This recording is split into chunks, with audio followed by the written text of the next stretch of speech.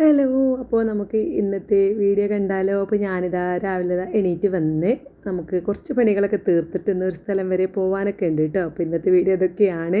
അപ്പോൾ ഞാൻ എണീറ്റ് വന്നിട്ടേ ഉള്ളൂ. നമുക്ക് കിച്ചണിൽ കുറേ പണികളുണ്ട്, കുറേ അലക്കാനുണ്ട്. നീനുട്ടി ഇന്നലെ വന്നിട്ടുള്ളൂ. അപ്പോൾ ഇന്നലത്തെ വന്ന വീഡിയോ ഒക്കെ ഞാൻ കഴിഞ്ഞ ദിവസം ഇട്ടിട്ടുണ്ടായിരുന്നു.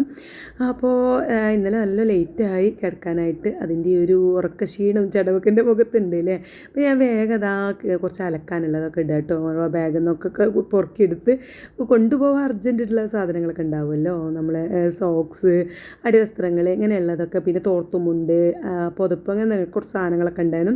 കൊണ്ടുപോകാൻ പെട്ടെന്ന് തിരക്കുള്ള സാധനങ്ങൾ അതൊക്കെ കൂടി എടുത്തിട്ട് ഞാൻ വാഷിംഗ് മെഷീനിൽ കൊണ്ടിട്ടിട്ടുണ്ട്. നമ്മുടെ ട്രൈപോഡ് കേടായതുകൊണ്ട് 2-3 ദിവസം കൂടി ഇങ്ങനെയൊക്കെ ആയിരിക്കും നമ്മുടെ വീഡിയോ ഉണ്ടാവുക. കുറച്ച് കറക്റ്റായിട്ട് നമുക്ക് ഒരു പൊസിഷനിൽ വെച്ചിട്ട് എടുക്കാനൊന്നും പറ്റില്ല. പിന്നെ ആരെങ്കിലുമൊക്കെ വിളിക്കണം, ഇതുമൂനെ ആരെങ്കിലുമൊക്കെ വിളിക്കണം. പക്ഷേ എല്ലാവരും എപ്പോഴും ബുദ്ധിമുട്ടിക്കണ്ടല്ലോ എന്ന് വിചാരിച്ചിട്ടുണ്ടെങ്കിൽ ഞാൻ തന്നെ ഒറ്റയ്ക്ക് അങ്ങോട്ട് എടുക്കും കേട്ടോ. അപ്പം എന്താ നമ്മൾ ഇലക്കാനുള്ളതൊക്കെ ഇട്ടു, കുറച്ച് ലിക്വിഡൊക്കെ ഒഴിച്ച് കറക്കാനിട്ടിട്ട് നമുക്ക് നമ്മുടെ പണികളൊക്കെ എടുക്കാം. അത്യാവശ്യം ഉണ്ട്. അപ്പം ഇത് ഉണക്കാനിട്ട് പോയി കഴിഞ്ഞാൽ നമുക്ക് പിന്നെ വന്നിട്ട് നാളെ തന്നെ ഒക്കെ പോകണം. ലീവ് ഒറ്റ ദിവസമേ ഉള്ളൂ. അപ്പോൾ അതൊക്കെ മടക്കി വെക്കാനും പെറുക്കി വെക്കാനൊക്കെ ഉണ്ടാവും. അപ്പോൾ നല്ല തീരെ വയ്യ, അവൾക്ക് തൊണ്ടവേദന പനിക്കാൻ വരുന്ന പോലെയൊക്കെ ഉണ്ട്. അപ്പോൾ അത് കാണിക്കാനൊക്കെയാണ് ഇപ്പോൾ ഈ പോണത് കേട്ടോ. പിന്നെ അതാകുമ്പോൾ നമ്മൾ അലക്കാൻ കൊണ്ടുപോയിട്ട് പോയപ്പോൾ കുറച്ച് വെള്ളം ഞാൻ അടുപ്പത്ത് കരണ്ടടുത്ത് വെച്ചിട്ടുണ്ടായിരുന്നു. അത് തിളച്ചു. അപ്പോൾ അത് വേഗം ഫ്ലാസ്കിലേക്ക് ഒഴിച്ച് വെച്ചു. ഇതിവിടെ ഇങ്ങനെ നിറഞ്ഞ് ഫുള്ളായി കിടന്നാൽ എന്തോ മനസ്സിനൊക്കെ ഒരു സമാധാനമാണ്. പിന്നെ ഇന്ന് മമ്പയർ വെള്ളത്തിലിട്ടിട്ടുണ്ട് കേട്ടോ. അപ്പോൾ അത് നന്നായിട്ട് കഴുകി കുക്കറിൽ വേവിക്കാൻ വെക്കുകയാണ്. നമ്മൾ ഐറൂസ് ഉള്ളതുകൊണ്ട് തന്നെ എന്നത്തെയും പോലെ ഇന്ന് നമ്മളെ മല്ലിപ്പൊടി മഞ്ഞൾപ്പൊടി മാത്രം ഇട്ട് വെക്കുകയാണ്. മുളക് പൊടി ഇപ്പോൾ ഇടുന്നില്ല. തൂമിച്ചെടുക്കുമ്പോൾ സെറ്റാക്കി എടുക്കാമെന്ന് കരുതി അതാ മമ്പയർ നന്നായിട്ട് കഴുകിയിട്ട് അടുപ്പത്ത് വെക്കാൻ കരുതിയിട്ട് ഒറ്റക്കൈ കൊണ്ടുള്ള ഒരു കലാപരിപാടികളായതുകൊണ്ട് അതിൻ്റേതായിട്ടുള്ള ബുദ്ധിമുട്ടുകൾ കാണുന്നുണ്ടെങ്കിൽ നമ്മൾ 2 ദിവസം കൂടി ക്ഷമിക്കണമെന്ന് അപേക്ഷിക്കുന്നു. അപ്പോൾ എന്താ നമ്മളെ മമ്പയർ അടുപ്പത്ത് വെക്കുകയാണ്. അതിലേക്ക് മല്ലിപ്പൊടി ഇട്ടിട്ടുണ്ട്, ഞാൻ മഞ്ഞൾപ്പൊടിയും ഉപ്പും ഇട്ടിട്ടുണ്ട്, ഇച്ചിരി വെളിച്ചെണ്ണ ഒറ്റിച്ചിട്ടുണ്ട് കേട്ടോ. അപ്പോൾ അത് അടുപ്പത്ത് വെച്ച് അത് അവിടെ കിടന്ന് നന്നായിട്ട് വേവട്ടെ. ആ സമയം കൊണ്ട് നമുക്ക് കുറേ ചില്ലറ പണികളുണ്ട്. ഞാൻ അരി വെള്ളത്തിലിട്ടൊക്കെയാണ് ഇന്ന് ചെയ്തത്. നമുക്ക് സീദോശ ഉണ്ടാക്കാൻ തന്നെയാണ്. ഞാൻ പറഞ്ഞില്ല, ഇപ്രാവശ്യം വന്നപ്പോൾ തൊട്ട് നീനുട്ടിക്ക് ഈ ഒരു അപ്പം കിട്ടണം കേട്ടോ. ഓള് അമ്മച്ചി കലക്കി പറഞ്ഞ അപ്പം മതി. എന്താ ഈ വീഡിയോയിൽ കണ്ടിട്ടാണോ അതോ എന്താണെന്നറിയില്ല, ആ ഒരു പിന്നെ സീദോശ മതി എനിക്ക് എന്നുള്ളിങ്ങനെ പറഞ്ഞു. അവിടെ കിട്ടും ഇഡ്ഡലി പുട്ടൊക്കെ എന്താ പറയുക, കല്ലുമ്മക്ക് എറിഞ്ഞാൽ വരെ പൊടിയാത്ത സൈസ് ഇഡ്ഡലിയൊക്കെ പറയുള്ളൂ. ഇത്രയും കട്ടിയുള്ള ഇഡ്ഡലി ഞാൻ ആദ്യമായിട്ടാണ് കാണുന്നതെന്നൊക്കെ പറയുന്നുള്ളൂ. അപ്പം ഇപ്പോൾ വന്നപ്പോൾ ഇതാണ് ഉള്ളൊരു മെയിൻ ആയിട്ട് എനിക്ക് ഈ ഒരു അപ്പം വേണമെന്നാണ് പറഞ്ഞത്. പിന്നെ ഇനി ഞങ്ങൾ ആ ഒരു പൂരി പറയരുത് എന്നുള്ള മട്ടിൽ ഞാൻ അതൊന്നും ഉണ്ടാക്കിക്കൊണ്ടിരിക്കുകയാണ്. പിള്ളേരിൻ്റെ ഐറൂസിൻ്റെ കളിപ്പാട്ടങ്ങളൊക്കെയാണ് ഏത് മുക്കിലും മൂലയിലും ഏതിൻ്റെ നോക്കിയാലും ഇങ്ങനെയുള്ള കൊച്ചു കൊച്ചു സാധനങ്ങൾ കാണാട്ടോ. നല്ല രസമാണ്, നല്ലൊരു വൈബാണ്. ഇപ്പം കാരണം വീടൊക്കെ ഒന്ന് അഴകി മറിഞ്ഞ് കിടക്കാൻ നമ്മൾ ആ പ്രായം അത് നമ്മൾ ആസ്വദിക്കുന്നതാണ്. നമുക്ക് പിന്നെ തിരിച്ച് കിട്ടാത്തൊരു പ്രായമാണത്. കുറച്ച് വലുതായി കഴിഞ്ഞാൽ അവർക്ക് അവരുടേതായിട്ടുള്ള ലോകവും കാര്യങ്ങളും ഈ കുട്ടിത്തം കാര്യങ്ങളൊക്കെ പോകില്ലേ. 3 മക്കളെ വളർത്തി വലുതാക്കിയതിൻ്റെ എക്സ്പീരിയൻസ് ഉള്ളതുകൊണ്ട് പറയുകയാണ്.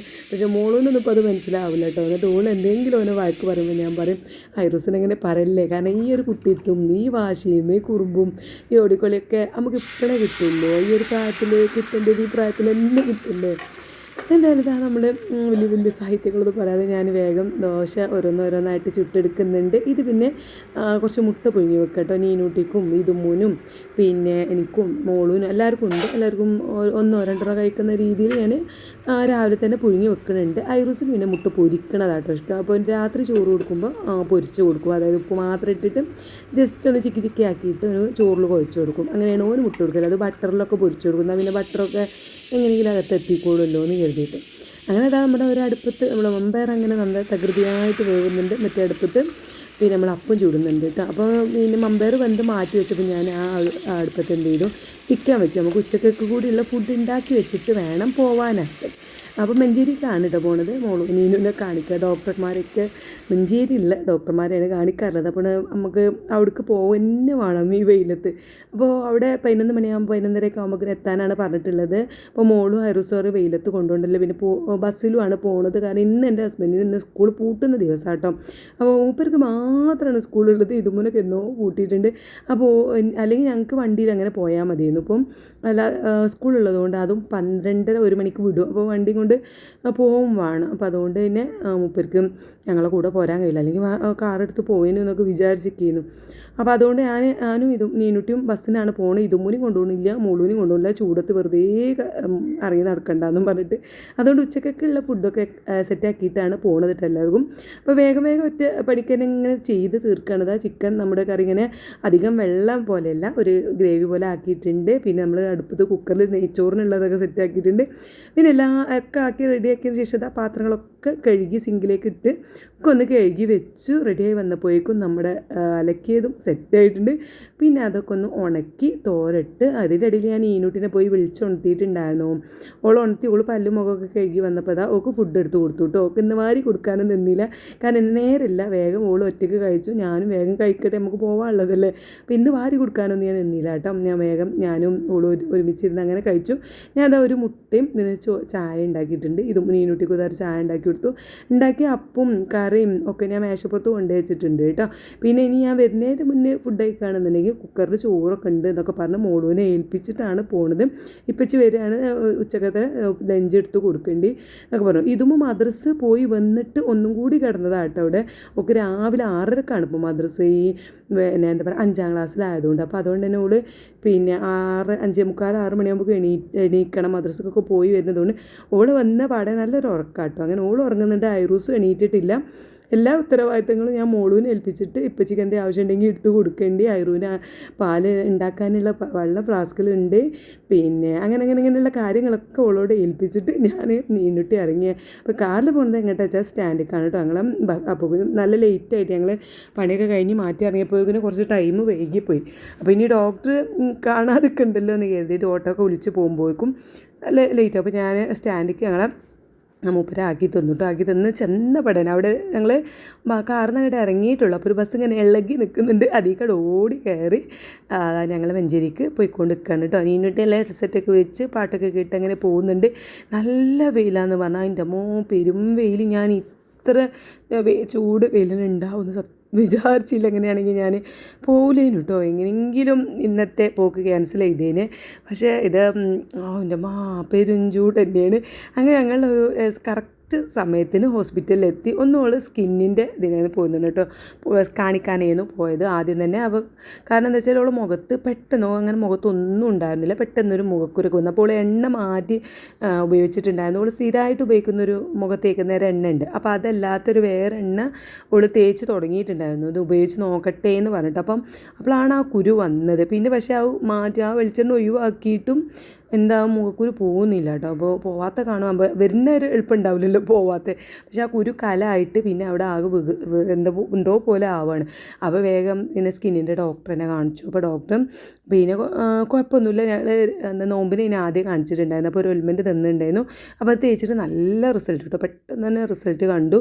അപ്പോൾ കണ്ടപ്പോൾ 2 ആഴ്ച കഴിഞ്ഞ് എന്തായാലും വരണമെന്ന് പറഞ്ഞു. പിന്നെ നോമ്പായതുകൊണ്ട് ഞങ്ങൾക്ക് പോകാൻ പറ്റിയില്ല. അപ്പോൾ പെരുന്നാളൊക്കെ കഴിഞ്ഞ് ഇപ്പോഴാണ് പിന്നെ ലീവ് കിട്ടിയത്. അപ്പോൾ കണ്ടോ മുഖത്ത് ഇപ്പോൾ നല്ല മാറ്റമുണ്ട് കേട്ടോ. മുഖത്തിൻ്റെ സ്കിന്നിനൊക്കെ പിന്നെ എന്താ പറയുക അതൊക്കെ നല്ല മാറ്റമുണ്ട്. അപ്പോൾ അതൊന്ന് കാണിച്ചപ്പോൾ ഇനി പ്രശ്നമൊന്നുമില്ല, വേറൊരു ഓയിൽമെൻറ്റും കൂടി തന്നിട്ടുണ്ട്, ഇനി കുഴപ്പമൊന്നുമില്ല, ഇനി കാണിക്കണ്ടെന്ന് പറഞ്ഞു. അങ്ങനെ അത് കാണിച്ചു. പിന്നോട് തൊണ്ടവേദനൻ്റെ വിവരം പറഞ്ഞിട്ട് മരുന്നൊക്കെ എഴുതിപ്പിച്ചു. അങ്ങനെ ഞങ്ങൾ പോകുന്ന സ്റ്റാൻഡിൽ നിന്ന് മഞ്ചേരി ബസ് സ്റ്റാൻഡിലെത്തിയിട്ട് നേരെ ഓപ്പോസിറ്റുള്ള കെയർ ബേക്കറിയിലാണ് ഞങ്ങൾ കയറിയത്. ഇവിടുത്തെ ഫുഡ് അത് എന്താ അറിയില്ല, ഭയങ്കര ഒരു ടേസ്റ്റുമാണ്. ഞാൻ പിന്നെ മഞ്ചേരിക്ക് വന്നിട്ട് എവിടെയെങ്കിലും ഫുഡ് കഴിക്കാൻ കയറണമെങ്കിൽ ഇങ്ങോട്ടാണ് അധികം വരിക. പിന്നെ കസവ് കേന്ദ്രം ആ വഴിക്ക് പോവുകയാണെങ്കിൽ കസവ് കേന്ദ്രൻ്റെ അടുത്തുണ്ട് ഒരു നീള ബേക്കറി കേട്ടോ, അവിടേക്കാണ് പോവുക. ഇവിടുത്തെ ഫുഡാണ് എനിക്ക് ഭയങ്കര ഇഷ്ടം കേട്ടോ. നല്ല ഇവിടുത്തെ ഷവായ എൻ്റെ അടിപൊളിയാണ്. അപ്പോൾ ഞങ്ങൾ രണ്ടാളും ഓരോ ഷവായും, ഞാൻ ഒരു ചായ കുടിച്ചു, ഓളൊരു ജ്യൂസും കുടിച്ചു. അവിടെ നിന്ന് ഇറങ്ങി ഞങ്ങൾ പിന്നെ നേരെ സ്റ്റാൻഡിലേക്ക് അങ്ങോട്ട്, അതിൻ്റെ നേരെ ഓപ്പോസിറ്റാണ്, അതായത് കെയർ ബേക്കറിൻ്റെ നേരെ ഓപ്പോസിറ്റാണ് ബസ് സ്റ്റാൻഡ്. അപ്പോൾ അങ്ങോട്ട് പോയി ബസ് സ്റ്റാൻഡ് കയറി ബസ്സും കയറി ഇതാ പോകുന്നു. അപ്പോഴേക്കും ചൂടുണ്ട്. ഞങ്ങൾ സമയം ഒരു 2 മണിയൊക്കെയാണ്. അതുകൊണ്ട് ചൂടുകൊണ്ടും കാര്യങ്ങളും കൊണ്ട് വീഡിയോ പോയിട്ട് എനിക്ക് കണ്ണ് തുറക്കാൻ പറ്റാത്ത അവസ്ഥ. കണ്ടിക്ക് ഇങ്ങോട്ട് വെയിലടിച്ചിട്ട് പിന്നെ നമ്മൾ ബസ്സിൽ കയറുമ്പോൾ ചൂട് കാറ്റില്ലേ, സൈഡിൽ ഇങ്ങോട്ട് ഇരിക്കുമ്പോൾ ഭയങ്കര ചൂട് തളർന്നു എന്ന് പറഞ്ഞാൽ എൻ്റെ അമ്മോ അടിപൊളിയായിട്ട് തളർന്നു കേട്ടോ. പിന്നെ ഞങ്ങൾ ഇവിടെ ഞാൻ വീഡിയോസ് ഒന്നും എടുത്തില്ല.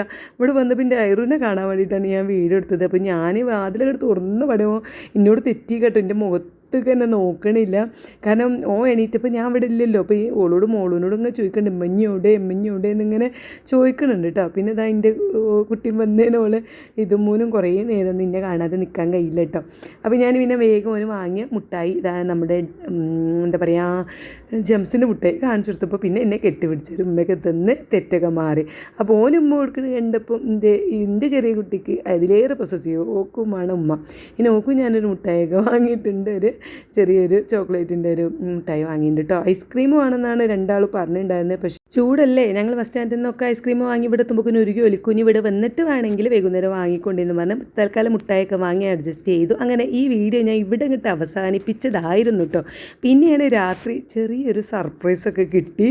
എന്താണെന്ന് വെച്ചാൽ അതാ മോളും നീനും കൂടി പ്ലാൻ ചെയ്തിട്ടൊരു കേക്ക് വാങ്ങിയിട്ടുണ്ട്.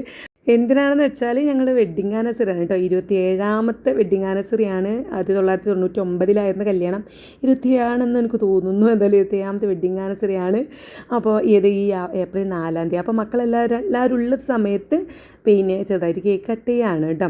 അപ്പോൾ എനിക്കത് ഞാൻ എന്തെങ്കിലും ഉണ്ടാവും സംഭവം നമുക്കറിയാം, അവരെന്തെങ്കിലുമൊക്കെ സർപ്രൈസ് തരും എന്നറിയാം. പക്ഷേ അത് ഇന്ന് പ്രതീക്ഷിച്ചിട്ടുണ്ടായിരുന്നില്ല. അപ്പോൾ നീനുട്ടിക്ക് എന്നാൽ ലീവ് നിന്നെ അറിയില്ലല്ലോ. അപ്പോൾ മോള് പറഞ്ഞു പിന്നെ എന്നാ വരെ അറിയില്ലല്ലോ, അപ്പോൾ നമുക്ക് ഇന്ന് തന്നെ അങ്ങോട്ട് കട്ട് ചെയ്യാമെന്ന് പറഞ്ഞിട്ട് രണ്ടാളും കൂടി പ്ലാൻ ചെയ്തതാണ്. പക്ഷേ ഓല് കുറേ നേരമായി ഓർഡർ ചെയ്തിട്ടൊക്കെ ഇവിടെ എത്താൻ 10 മണി കഴിഞ്ഞു. ആ സമയമായപ്പോൾ എൻ്റെ ഹസ്ബൻഡ് പോയി കിടന്നുറങ്ങിയിട്ടുണ്ടായിരുന്നു. ഞാനാണെങ്കിൽ അടുക്കളത്തെ ഓരോ പണികളും എടുത്ത് ഇങ്ങനെ നടക്കുന്നു.